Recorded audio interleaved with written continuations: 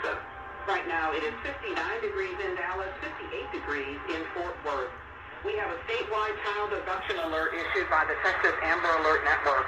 The Wilmer Police Department is searching for Ian Aguilar, Hispanic male, 10 years old, 4 feet tall, black hair and brown eyes, last seen at 7:30 this morning at the 20 block of Oakdale Street in Wilmer, Texas.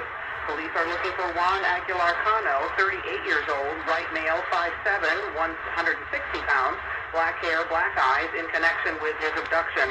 The suspect is driving a tan 2007 Chevrolet Tahoe bearing Texas license plate number KBZ1194. The suspect was last seen in Wilmer. Law enforcement officials believe this child to be in grave or immediate danger.